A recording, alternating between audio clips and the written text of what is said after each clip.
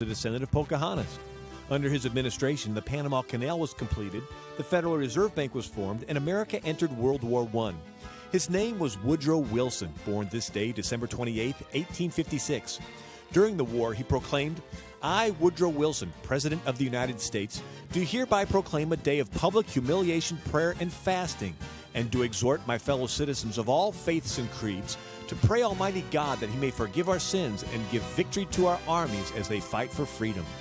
This has been an American Minute with Bill Federer.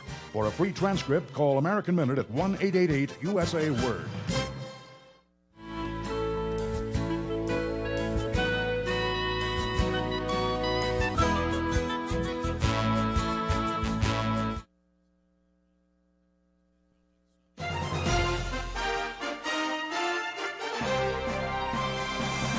VCY America presents Crosstalk, a nationwide call-in program discussing issues that have an effect on our families, our communities, our churches, our nation, and our world.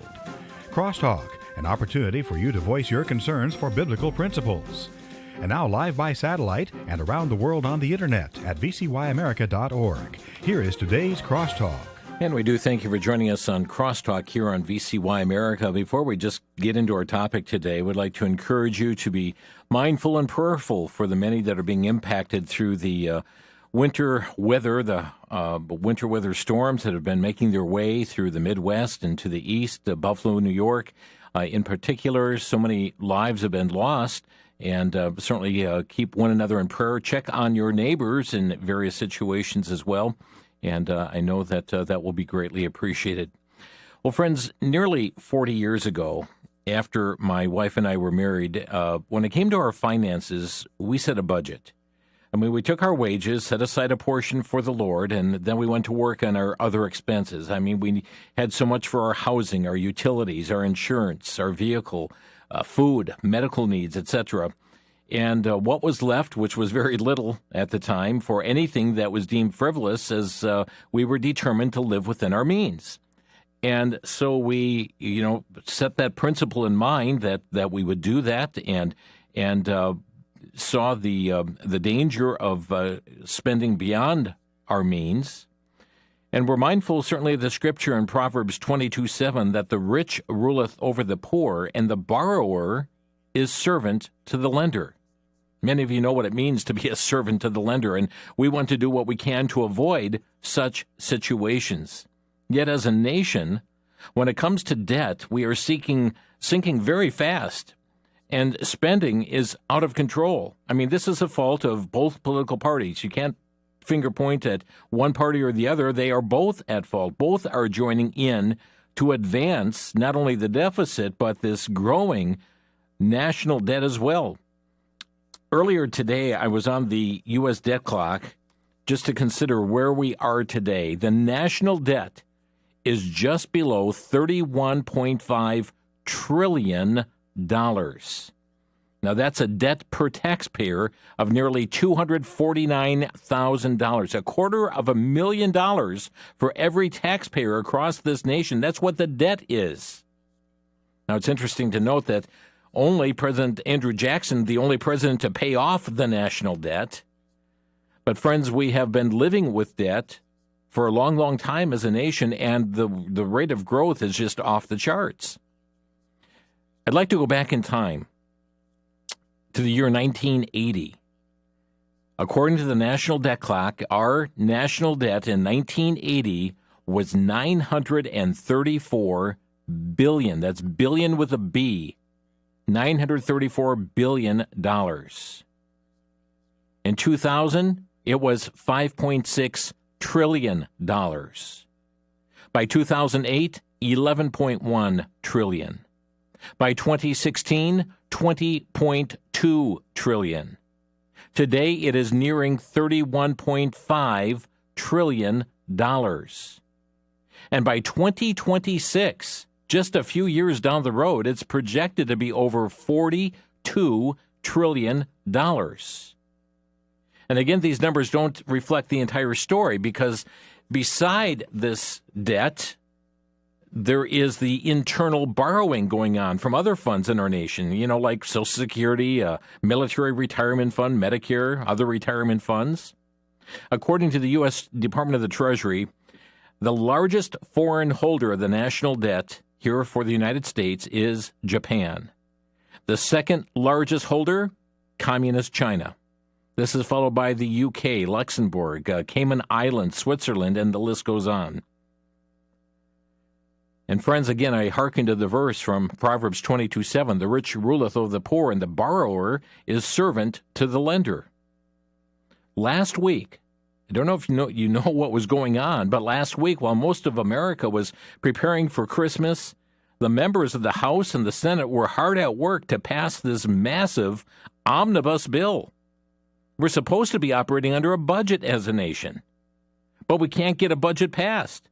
So they operate under things like the continuing resolution and then the passage of matters like an omnibus bill where they're pouring so much into it, primarily pork. But we're supposed to be operating under a budget as a nation. But last Thursday, we have seen what some are calling a betrayal. A betrayal by the GOP of the nation. The matter of fact, the Daily Signal put out an article saying the consequences of Senate Republicans' omnibus surrender, the GOP's omnibus betrayal is complete, they report. Last Thursday, Senate Minority Leader Mitch McConnell and 17 other Republicans joined Democrats as the Senate passed a $1.85 trillion monstrosity of a spending bill that does a whole lot more than just waste money. Now, keep in mind, folks, the vote was 68-29. The omnibus spending bill effectively sets federal spending for all of fiscal year 2023, which began October 1st, kneecapping the new Congress not just on budget issues, but oversight of the Biden administration and a whole lot more. Indeed, folks, they could have passed another one of these well-known continuing resolutions to get us by for 60 days, but no.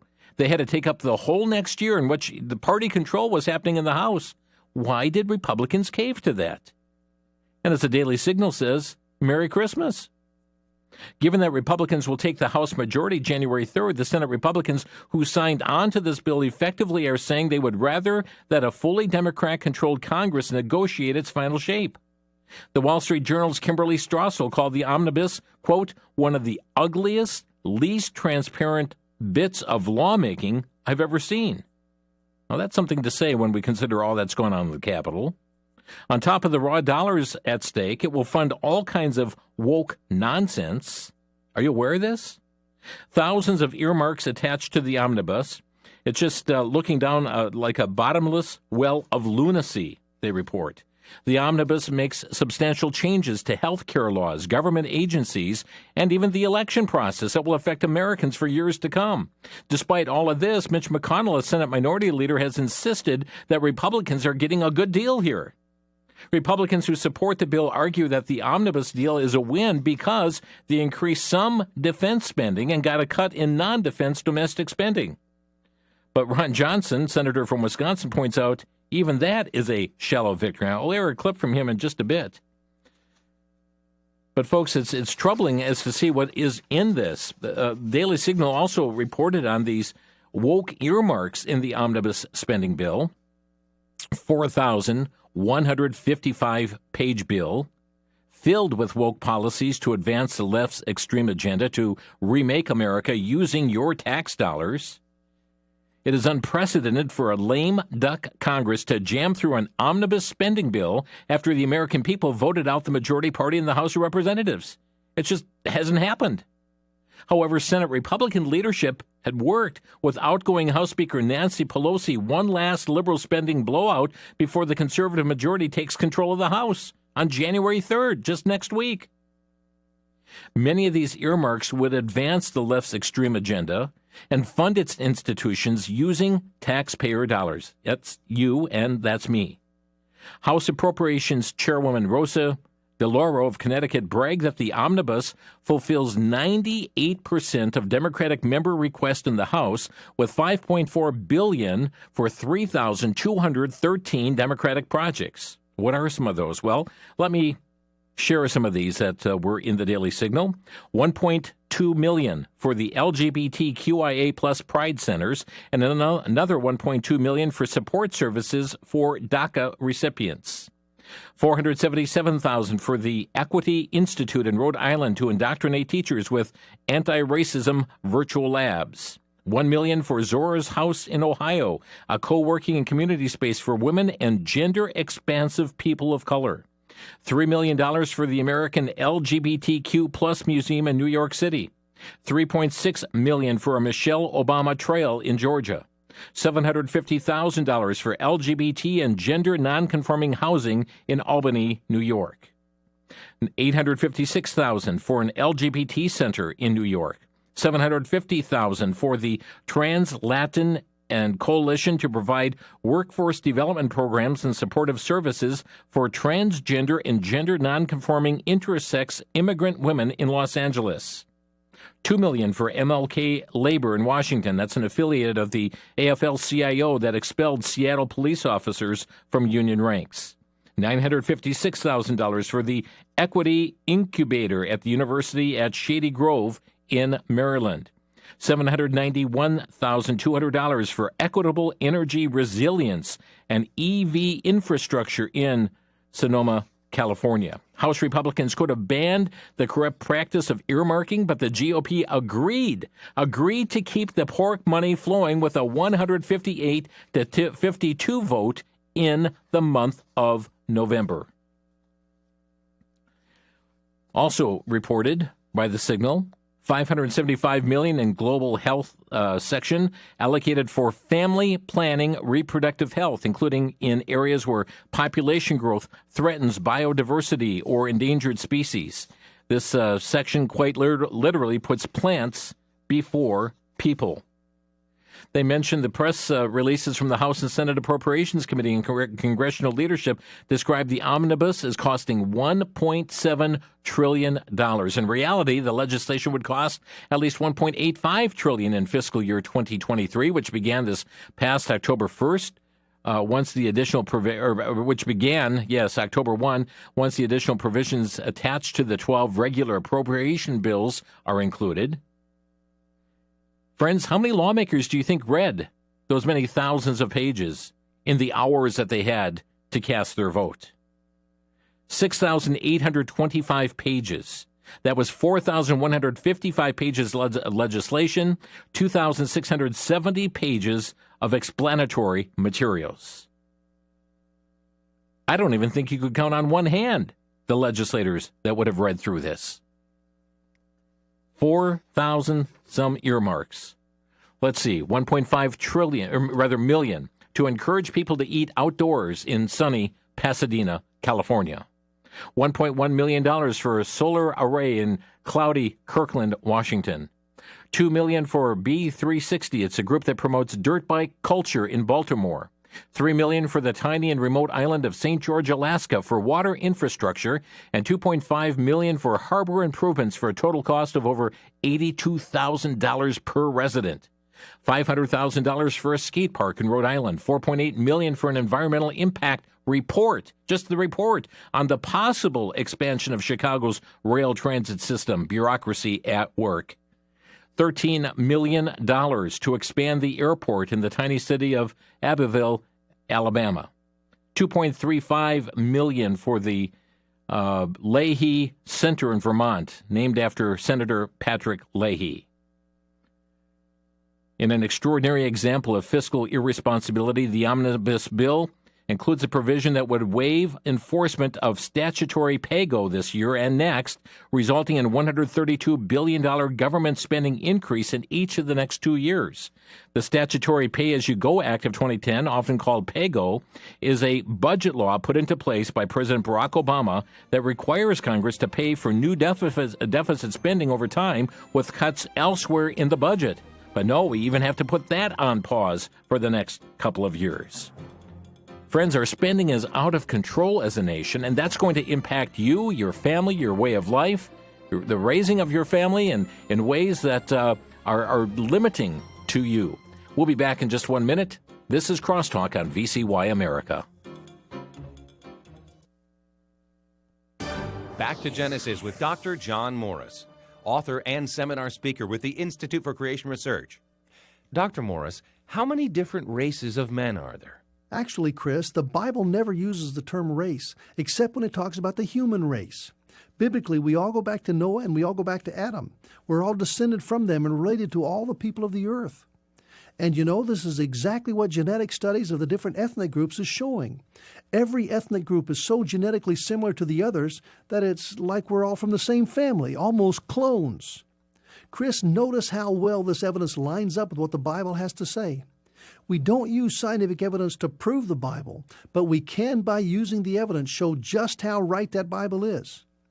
Aren't you glad we can go back to Genesis and get it right? To learn more about creation, get our free DVD called That's a Fact. Call us at 800-628-7640 and mention the promo code FACT.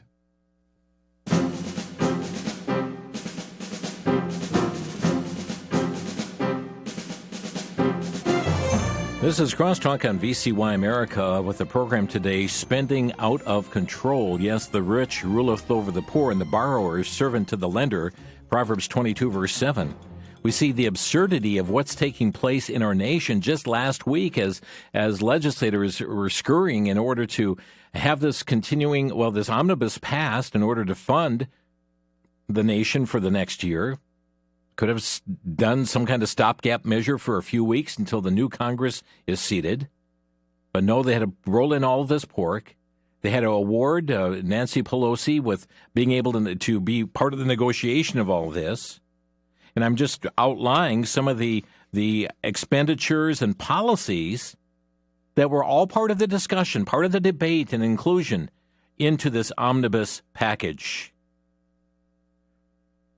Looking here further at the Daily Signal, the omnibus includes $2.3 million for Biden's Secretary of Education to contact student loan borrowers to let them know that they may qualify for cancellation of student loan debt and to encourage borrowers to enroll in a qualifying repayment plan. It gets into a number of border-related issues, like transferring $800 million to FEMA federal assistance. $785 million would go for emergency food and shelter to families and individuals encountered by the Department of Homeland Security. $4.2 billion in the U.S. Immigration and Customs Enforcement for enforcement, detention, and removal operations, including more transportation of unaccompanied alien minors. Another $11.2 million would be given to ICE to fund or reimburse other federal agencies for costs associated with the care, maintenance, and repatriation of smuggled aliens unlawfully present in the U.S.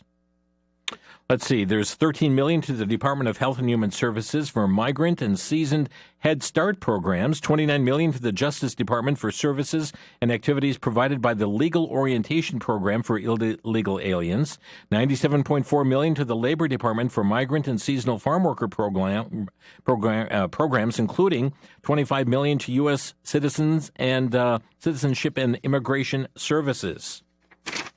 My page is long here. Let me just mention this. The Congressional Budget Office just reported that Social Security will be insolvent by 2033. Are we really raiding Social Security in order to fund a woke agenda? They're saying that Social Security will be insolvent by 2033. Yet the massive spending package will allow money to be diverted from the Social Security Trust Fund and then reimbursed by taxpayers to cover union expenses. The omnibus would also direct $2 billion in defense dollars towards so-called clean energy investments. The omnibus spending bill would award the National Institutes of Health a 5.6% increase in funding, bringing the total to a whopping $47.5 billion. Yes, as we were preparing for Christmas, summoned travels to family and friends, the House, the Senate greatly at work with folks, how do you even call it a compromise? It really is, in my opinion, a sellout. Western Journal reporting that the FBI being rewarded with even more money and a new headquarters building despite the Bureau's infringements on Americans' rights. GOP Representative Dan Bishop of North Carolina tweeted out $11.33 billion for the FBI, $1.75 billion for the Bureau of Alcohol, Tobacco, Firearms, and Explosives, $2.63 billion for U.S. attorneys with an emphasis on J6 prosecutions and domestic terrorism cases. So, friends, what we've seen from J6 to the FBI to the ATF, it's like you ain't seen nothing yet.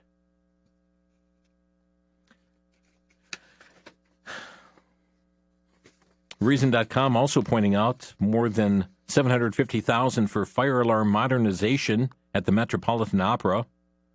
Authorizes the creation of a Ukrainian Independence Park.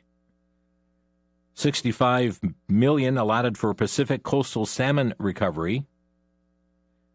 $5 million for studying the impact of culvert roads and bridges on salmon populations, and $65.7 million for international fisheries commissions. Bishop also noted the bill's allotment of $410 million toward border security for not the United States, ladies and gentlemen. $410 million toward border security for Jordan, Lebanon, Egypt, Tunisia, and Oman.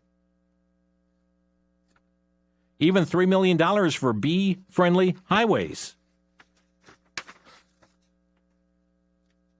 The Hill is reporting it also includes reforms to the Electoral Count Act in response to the January 6, 2021 protest at the U.S. Capitol, clarifying that the vice president does not have the power to overturn the results of a presidential election. $1 trillion Infrastructure Investment and Jobs Act, the Bipartisan Safer Community Act to address gun violence, $280 billion CHIPS and Science Act to improve U.S. competitiveness with China. Well, folks, the legislation passed early Thursday afternoon after senators raced through a series of amendments, staying seated at their desks to limit each vote to just 10 minutes. Senate Majority Leader Chuck Schumer warned that failing to pass the bill would have risked a freeze of federal spending levels, of federal funding levels, well into 2023. Hold the line. Folks, how many of you have had to freeze your budgets? How many of you have had to, not just freeze, but cut back to account for the rise in food cost and transportation cost, the inflation that's going on? And Schumer, it was warning that they may have had to freeze federal funding levels as to what they had been. He also talked about to go to a continuing resolution, or even worse, a government shutdown would be a huge disservice at any time, and particularly at holiday season, to the American people, he said. Don't you think, friends, it was time to do just that? It was time to expire here near year's end, leading up to Christmas, that would allow them to have the luxury of putting in all these pet projects and saying, oh, we must pass this legislation? A large group of Senate Republicans ended up voting for the final package bill, but many of them expressed frustration that they had to vote on all the spending bills balled up in one package with only a couple of days to review the 4,155-page package. Then why are you voting for it? The process is a complete disaster, said retiring Senator Pat Toomey, who voted against the legislation. House Republican Kevin McCarthy met with Senate Republicans Wednesday, asked them to work with House Republicans more closely next year to avoid another scramble to pass a massive omnibus spending bill before Christmas next year. Oh, we'll do that this year, but Senate Republicans, you need to work closer with this next year. Western Journal reporting that the Democrat-led Congress giving a parting gift to House Speaker Nancy Pelosi as her long tenure as the party's leader in the lower chamber comes to an end. The 2023 omnibus spending bill contains a provision that renames a federal building in California after her. The provision that renames the San Francisco Federal Building the Speaker Nancy Pelosi Federal Building, tucked 610 pages deep into this $1.7 trillion omnibus bill, which clocks in at a whopping 4,155 pages in total. So the senators that voted yea on this package: Roy Blunt of Missouri, John Boozman of Arkansas, Shirley Moore Capito of West Virginia, Susan Collins of Maine, John Cornyn of Texas, Tom Cotton of Arkansas, Lindsey Graham, South Carolina, Jim Inhofe of Oklahoma, Mitch McConnell, Kentucky, Jerry Moran of Kansas, Lisa Murkowski, Alaska, Rob Portman, Ohio, Mitt Romney, Utah, Mike Rounds, South Dakota, Richard Shelby, Alabama, John Thune, South Dakota, Roger Wicker of Mississippi, Todd Young of Indiana. 3 other Republicans didn't even bother to show up to vote, including John Barrasso of Wyoming, Richard Burr of North Carolina, Kevin Kramer of North Carolina, reports the Western Journal. But, friends, we understand that 4 Republicans who had previously voted to advance the bill then switched their votes to oppose it. So these were the ones that had voted early on to let this thing go forward. That included Tommy Tuberville of Alabama, Marco Rubio of Florida, Chuck Grassley of Iowa, and Cindy Hyde-Smith of Mississippi. Mitch McConnell says he is proud of this bill. Let me just play for you what he had to say in follow-up. So, admittedly, I'm pretty proud of the fact that with a Democratic president, a Democratic House, and a Democratic Senate, we were able to achieve, through this omnibus spending bill, essentially all of our priorities. Did you hear that?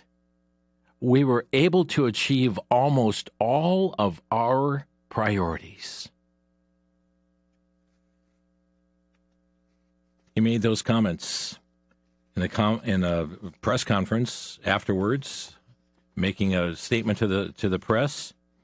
Senator Ron Johnson of Wisconsin, he was on Fox Business, and here's what he had to say on the issue. I think you pretty well laid it out, Larry. This is disgusting. This is business as usual. This is why we're $31.2 trillion in debt with no end in sight. We don't have enough time to even begin to discover all the bad things in this bill. When you're spending $1.7 trillion, I'm sure there's worthy spending in there. One of the things that the Republicans are crowing about is we broke parity of increasing defense spending where you don't have to increase domestic spending by the same amount. But I would point out, because of the inflation that all this deficit spending has caused, the $858 billion of defense spending is only worth about $750 billion in pre-Biden administration value. That's how much inflation has degraded the value of the dollar in less than 2 years. And for Republicans to go around saying this is a big win, the analogy I'm using, it's like your football team, you're losing 60-0. And in the last few seconds, you kick a field goal and you call that a big win. No, it's an enormous loss. I'm disgusted by this, as are you. That was Senator Ron Johnson of Wisconsin as he was speaking on Fox Business, and not calling this a big win by any means. McConnell claimed that the omnibus, despite having to meet approval of Democrats, achieved essentially, quote, all of our priorities. And again, just a few more things, $4.1 million in various career programs for one of the richest counties in the U.S., Fairfax. Last year's administrative expenses for the Vax Injury Trust Fund, $13.2 million. Now it's $15.2 million. Some are looking, that's a 15% increase. Are they anticipating a 15% increase in vaccine injuries? It also authorizes sums as may be necessary for vaccine injury and death claims. And then also $535 million for the Corporation for Public Broadcasting that indirectly funds NPR via the grants that come down through them, reports LifeSiteNews.com. Friends, we have our spending out of control here as a nation, and trying to do a victory lap right before Christmas, saying how wonderful this is. Who are they fooling? Who are they fooling? Well, the press is picking up on those comments and just giving all the accolades to this package. No wonder. Look at all these social agendas, the woke agenda that's being promoted through the omnibus. But friends, it's not only the omnibus, it's what we're doing every day of the year. And when we come back from the break, I'm just going to share briefly from Senator Rand Paul as he has outlined some of the wasteful spending by our U.S. government in 2022. We'll be back in just a moment, and we'll also be giving you opportunity to call in here momentarily as well. So stay with us. You're listening to Crosstalk on the VCY America Network.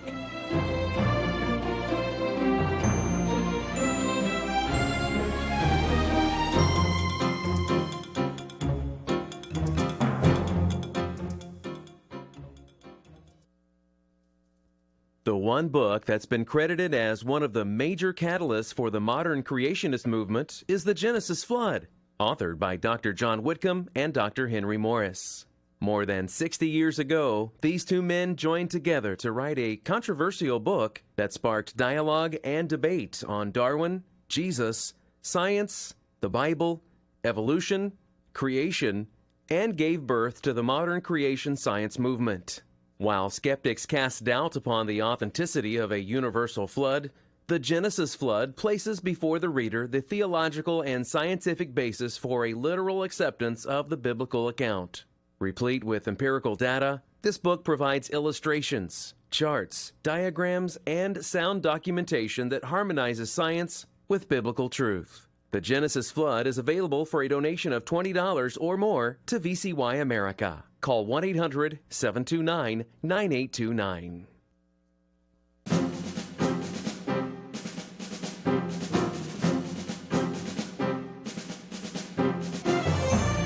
You're listening to Crosstalk on VCY America, and as we're talking about spending out of control here as a nation, I'm just, again, mindful of Proverbs 22:7, the rich ruleth over the poor, and the borrower servant to the lender, where we are seeing the number of nations that are holding the debt to the United States. And as we talked about the omnibus that was just passed last week, and senators racing to pat each other on the back, for the most part, not all, but racing to pat each other on the back and having all of these great, wonderful things, and our agenda was accomplished. What is their agenda? And Senator Rand Paul also just put out here this week, yesterday, a report, or I should say a story was printed yesterday on a report that he put out just recently, last week I believe it was, on $482.3 billion in wasteful government spending in 2022. 482, that's nearly $500 billion. It's called the Festivus Report 2022. And he talks about even how COVID relief funds were used, like $140 million in COVID relief funds to construct an 11,000 square foot spa, Broward County, Florida. $31.5 million in COVID relief funds to purchase luxury cars. $1.6 million to COVID relief funds to upgrade turf fields. You see, COVID relief funds were to be used to help schools recover from the pandemic, but there were a few restrictions on how the money had to be spent. But 20% had to be used to help students recover from learning loss. But wow, that 80%, wide open there. Let's put in a turf field. Whitewater Unified School District in Wisconsin received nearly $2 million in COVID-19 relief funds and only used the minimum 20% on the students.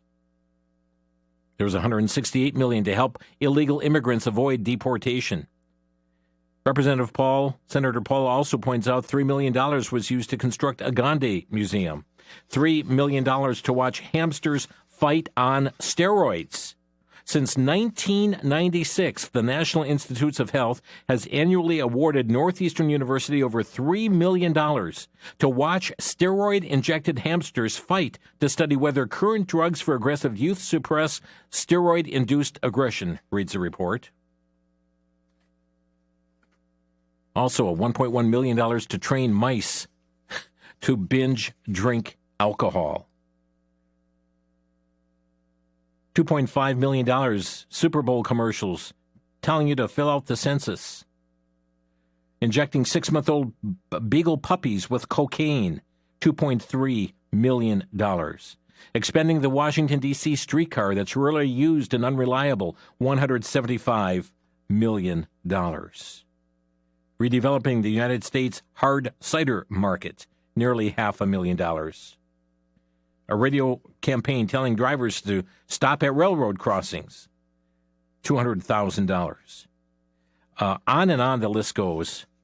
Wasteful government spending. I'd like to hear what you have to say on this issue today. Our phone number to Crosstalk, 800-733-9829. 800-733-9829. Oh, there was lots of maneuvering that was going on. A lot of quick stopping certain amendments that was going to put some sanity back into this. Can't have that at all. And yet, as I mentioned, I mean, the likes of Senator Mitch McConnell just, so thankful for all that they were able to get accomplished in this omnibus bill. I mean, it's outrageous what he had stated in that regard to get all their priorities. And when you see what was passed in this, it's pretty alarming. I would like to just air that clip for you one more time. So, admittedly, I'm pretty proud of the fact that with a Democratic president, a Democratic House, and a Democratic Senate, we were able to achieve, through this omnibus spending bill, essentially all of our priorities. Let's hear what you have to say. Our number, 800-733-9829. Ed in Oregon, you're on the air. Yes, this is the 28th of the month, and as I read through the new translation, verse 2 of Proverbs 28, when there is moral rot within the nation, its government topples easily. But with wise and knowledgeable leaders, there is stability. Thank you. Thank you for the call. Yeah, thank you for sharing that here today. And let me thank you. We're going to move on here to Mike in Mount Pleasant, Wisconsin. You're on the air. Hi, I've got a question for you. I'm retired. I'm 66. I'm a veteran, and I'm considered disabled, even though I don't look it. My income right now is Social Security retirement. You mentioned a few minutes ago Social Security is set to run out of money in 10 years. That scares me to death. I'm a super devout Christian. I pray every day. I don't know what to make of this. Are senior citizens 10 years from now going to be tossed aside? I mean, how do I deal with this without worrying to death? Well, number one, we don't worry. I mean, we cast all our care upon God because He cares for us. So our hope is not in government, Mike. Our hope is in the Lord. So we trust in Him, and certainly He is going to see that need is met for us. We see a government that's making very wrong decisions in all of this, but we need to keep our trust in the Lord. So that's first and foremost. We need to constantly be in contact, though, with our legislators and those that are putting their vote behind things like this. We have to question their ability to represent us and to do what's in our best interest, in the interest of their people back home. So staying in touch with your legislators. Some of them, no doubt, are getting big payoffs to their campaign funds by voting for things. And we need men and women of integrity. And it really reminds me that we need to be praying for that here as a nation and be putting into office those who are filled with integrity. I also believe we're seeing God's judgment upon a nation that has just thumbed their nose at Him as well. And I got another question for you. Are any of our legislators or Congress people, whoever who passed this, are any of them required to read all 4,000 pages? I don't see any requirement for them to do that, and they can't. It's impossible. An impossible feat when you've got just a couple of days and you've got 4,000 pages in the bill plus a couple thousand pages of explanation there.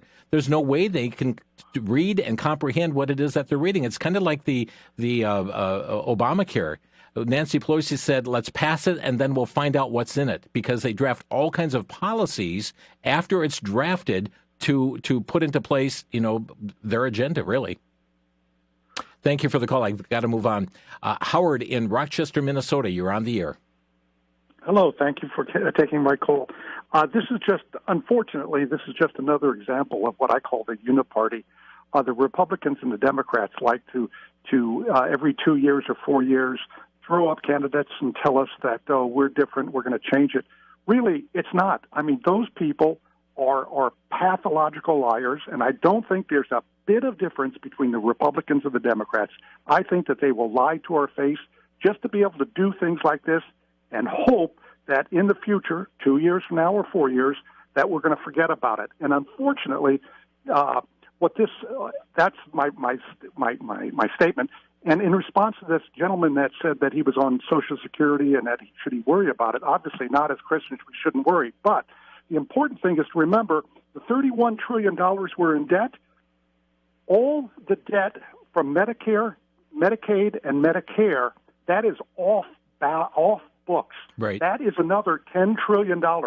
So in reality, this nation right now, today as I speak, is $41 trillion. And it's because they're able to do off-book, off-balance sheet accounting. Now, if you or I did this with the IRS, we'd go to jail. Right. But because they're politicians, they get away with it every year they pass budgets. Yeah. Howard, thanks for the comments. There are those who are standing up, but they're getting fewer and fewer. Thank you. Jose in Milwaukee, you're on the air. Yeah, I mean, I was wondering, listening to all the comments and everything, I mean, what's it going to take? What's the limit that the people are going to take from this to, why they keep voting for the same people in office? I mean, what's the turning point? I mean, it's ridiculous that, like they say, that every time they promise something and when they're in the office, I mean, everything changes. I mean, I'm wondering how much money are they going to put in their pockets with this money that they passed? Yeah, what's troubling, of course, is that there's a lot of things that happen under the table as far as promises for contributions to campaign funds and certainly for positions of authority within, whether it's chairing committees or key posts that are being held there. That some are swayed by that, and sadly, it's to the detriment of the nation. We certainly need more people who are statesmen to stand up, as what we saw of old here as members of Congress, and not career politicians. Well, I wonder if it's the best thing to do is to get rid of the rhinos that we have in Washington, is to make a third party, a party that's just, a party that speaks truth, a party that is backed up by God, because, I mean, it's hard to, a lot of people put trust in man, but the main thing is we got to put trust in God. Yeah, thank you, Jose. Richard is next, Washington State. You're on the air. Thank you, Jim, for taking my call. I want to tell you what's in Federalist number 45. The powers delegated by the proposed Constitution to the federal government are few and defined. Yeah. And that statement is backed up by the 10th Amendment. And how many of your listeners know that and will confront their representative with that information? They've taken an oath of office to uphold and defend the Constitution, and 5 minutes later they're violating their oath of office. Pretty sad. Thank you, Richard. Let's go to John in Lubbock, Texas. You're on the air. Thank you for taking my call. In regard to the last caller, Jose, I agree completely with what he said. In regard to Mitch McConnell having the gall to say that the priorities have been reached from this omnibus bill is abhorrent. It is reprehensible because, first of all, I don't think that the United States should continue to fund Ukraine's war. The only thing that's coming out of this in terms of benefit is for hiding the Biden crime family corruption. And it has just gotten to the point of where they feel like they can just spend any amount they want, do whatever they want, and left not responsible for the acts of treason they are committing against this country. And it has gotten to the point where I believe that we, the people, have to stick together to get these people out of office. We have to demand, not request, but demand term limits. These career politicians are just amplifying the degrading of our country, of our culture, of our children. I mean, everything is under attack. And though I know that this is what's been written in God's Word, it is so sickening to watch this every single day take place with no repercussion for the elites except to make more money and enlarge their bank accounts. Yeah, thank you for the comments. Sadly, the American people have short memories, and how many will remember this even when the next election rolls around? I'm up against a break. We'll take the break and come back to more of your calls. This is Crosstalk coming your way from the VCY America Network. Our topic today, spending out of control.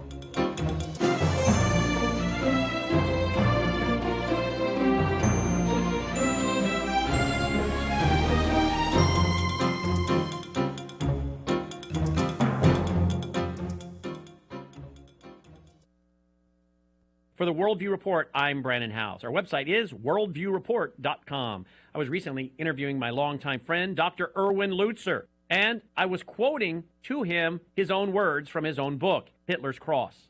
In this book, Dr. Lutzer documents historically how the head of the SS, Himmler, wanted his troops to be involved in, well, incredible debauchery and crimes and cruelty so that he could accomplish a couple things. One was to sever their conscience. Another was to make them break away from their old values and that of their faith and their family, and to alienate them from their family and friends so they would now bond with this new group of people that had also carried out these horrific acts. My friends, how is that any less the psychological op going on with our children today, where we sexualize children in our schools with, well, stuff we couldn't even read on the air, to encourage them to be involved in behavior that will accomplish the same thing as Himmler thought to do with his SS troops.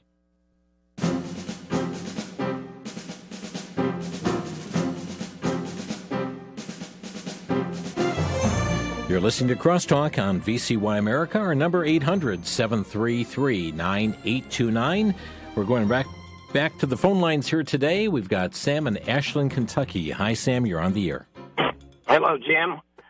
Can you hear me okay? Yes, sir. Yeah. Okay, thank you for taking my call. God bless what you're trying to do. But, Jim, I don't see, back when the budget was set, back when the budget was $17 trillion, I did not see any way out of that, without cutting defense in half and cutting all the pork out. And these guys are not going to do it. There's only a few that would do it. But the only one that's going to be able to save us and to take care of this is Jesus Christ's return. There's no other answer. And God says, I will repay. So I certainly hope that these politicians get what they have coming. And I'm right here in Kentucky, and I've got one of the worst ones there. So, but anyway, I don't see how anything can fix us. Nothing that man can do. It's got to be Jesus, and he has to return to do it, and he is. He's coming pretty quick. So, thank you, Sam. Appreciate your call. Yes. Again, I'm reminded, Proverbs 29:2, when the righteous are in authority, the people rejoice. When the wicked beareth rule, the people mourn. We've got Marcy next in Duluth, Minnesota. Hi, Marcy. You're on the air. Good morning, or is it afternoon? Sorry. Yeah, that's okay. First of all, I want to thank you and your station, because we wouldn't get this kind of information virtually anyplace else. So I pray that God will watch over you and your ministry, especially in these days that are ahead of us. But one fellow that talked about the Ukraine situation, I knew that from the start. They're covering up for Biden and his family and the corruption through Ukraine. But the other fellow that just was on there, the only thing we have hope in is Jesus Christ. But none of us can sit without doing something. One thing is to go out there and bring people to Christ that are going to go to hell because they don't know him. And that is why we're in this mess. God has allowed this to happen, even to the Christians, because, and I'm guilty of this, not going out there and reaching out to those who are lost. So this persecution and problem, it happened. I'm in Judges right now in the books, and it happened because people forgot who God was. Well, they haven't been allowed to have the mention of the Bible in schools since, before I graduated. It started in '62, I believe. So, American Christians have allowed all of this to be erased from our society, and they've never been there to stop it by standing up and saying something. So we can all look at ourselves and say, what can I do for my neighbor's sake? Because now we're in the mess that Old Testament people were in when they forgot who God was. Thank you, Marcy. Indeed, with eternity's values in view. Thank you for the call. Bowden is next in Maricopa, Arizona. You're on the air, Bowden. Hello. Thank you. I wanted to mention a scripture in 2 Thessalonians you probably read, where Apostle Paul talks in the latter days they will believe lies, refuse to turn away from their iniquities, and live a delusional state. And that seems like the times we're living in now. I don't know. I kind of paraphrased it. I don't know if he was talking about the latter days or the times that Thessalonians were living in. Mm-hmm. But I wanted to mention the Budapest Memorandum from 1991 about made with Ukraine. Are you familiar with that? Not offhand, no. That's where, Ukraine was pressured to give up its nukes. They were like the second or third largest stockpile of nuclear weapons. And they were promised that, hey, if you give up your nukes, we got your back. Well, it looks like some people call in because there is corruption, I'm sure, with this huge amount of money. Mm-hmm. But, I wanted to quote also Martin Luther King from Birmingham jail. He wrote an interesting letter, and he said, injustice anywhere is a threat to justice everywhere. And there's a lot of injustice going on in Ukraine, war crimes. And this guy, Putin, I don't blame the Russian people, but, good people believe lies, propaganda. But he's been a war criminal for a long time. He needs to be held accountable. And NATO needs to step up. Trump was right about NATO. They need to spend more of their GNP, and they're living delusional. Would you agree? Bowden, thank you. I'm going to run on because we've got a number of calls lined up and just 2 minutes left in the program here. But, yeah, much trouble in many different circles. Thanks for raising that issue. Merle in Tennessee, you're on the air. Yeah, Jim. They know the government needs to be driven into bankruptcy along with the middle class in America in order to bring about the Great Reset. They've got to get us to the point where we're desperate, and then most people will be willing to go along with the reset. Yeah. Thank you, Jim. Thank you. Yeah, to have a great reset, you need a great collapse, don't you? David in Santa Fe, New Mexico, you're on the air. Hey, Jim. Yes, I just agree, with the last caller. I mean, this house of cards is going to come down. And we got, as believers, just brace for impact coming in 2023. We're going to be in the front row of history, biblical history. Thank you for your comment here. And James in Kentucky, you're on the air. Yeah, Jim. This is another thing that I agree with everything that everybody has said. But, as Christians, we have to stand up and stand together no matter what our skin color, no matter what our denomination. We have got to start getting together. Until we come together, we're never going to get this fixed. That's all I've got to say. Thank you. Love your show. Thanks for listening and for your call here today as well. Well, friends, troubling times in which we live, are they not? And again, our focus needs to be on the Lord, and we so hearken back to 2 Chronicles 7:14. If my people, which are called by my name, shall humble themselves and pray and seek my face and turn from their wicked ways, then will I hear from heaven. I will forgive their sin and heal their land. Friends, isn't that what we need today, is a healing to take place in this land? It begins certainly with keeping our eyes fastened on God and certainly turning from our wicked ways. And as Marcy said here today, we need to advance the gospel, share the truth, the good news with others that Jesus saves. We just celebrated Christmas time, and that's what Scripture tells us, that the Father sent His Son to be the Savior of the world. Some of these things that are happening today are so temporal. And friends, we need to keep our eyes focused on eternity by being salt, by being light, sharing and communicating the good news with others. God bless you. Thanks for joining us today on Crosstalk.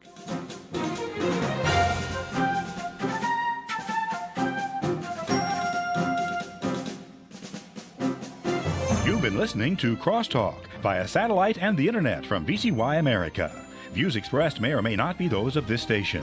For a CD of today's program, send a donation of $6 or more to VCY Take Ministry, 3434 West Kilbourne Avenue, Milwaukee, Wisconsin, 53208, or download by RSS or podcast from crosstalkamerica.com. And join us again for Crosstalk.